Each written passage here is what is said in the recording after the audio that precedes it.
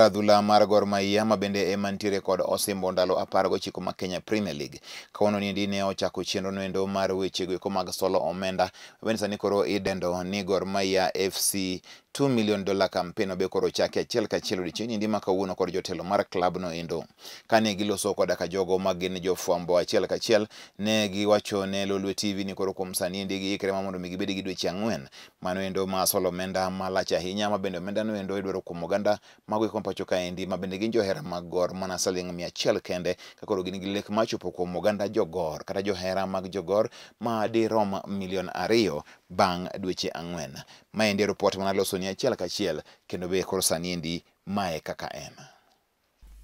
Klab mar adhula kawuono mano endo mar Gor Mahia ne ochako chenro ma bende koro iluongo ni Gor Mahia FC $2 million campaign. Chenro no endo mar bende choko omenda madirom 200 million mago eko mag chung' ne chenro mar tim no endo. Chenro ni endi notel ne kod jakom mano endo mar klab no endo migosi Ambrose Rachier kabe ko no sire kod jaopis mamoko kaen kanyakla gi jalup mare mane en Francis Wasuna kanyakla gi jagoro ma ongirore mano migosi Sam Ochola. Bende ne osire bende gi jogo ko bende gin jogo mabe pako Gor e bedene mopogore kaka COC motel negi koda ka jakom margi migosi Carilas Onyango. Chenro ni endi brocho ni kosa nindi koro ganda bro oro mano endo bende en omenda achiel kachiel mar mondo mi koro gibed ni gibobedo ka koro gitayo kata mano endo kata siro chenro go eko mag klab mar Gor Mahia. Chenro no endo oganda kwa mondo mi oro sling 100 kende ka koro tim mar Gor Mahia nigi chenro mar chopo kuom johera mage madirom 2 million mantiere pacho kaendi kod bende pinje maoko. The fundraising scheme shall entail the following. 1. The main source of funds shall primarily be the club members, that is our fans, supporters, and any other well-wishers. And today we are here with the chairman and the vice chairman, and we are here with the COC to launch a campaign and raise $2 million, which is about 200 million Kenyan shillings.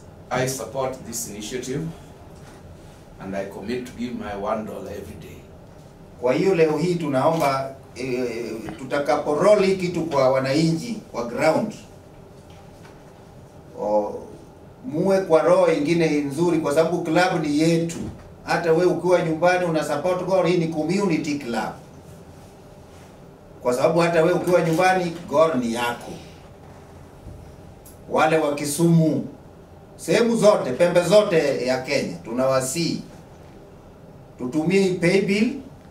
Hapo paybill utaandika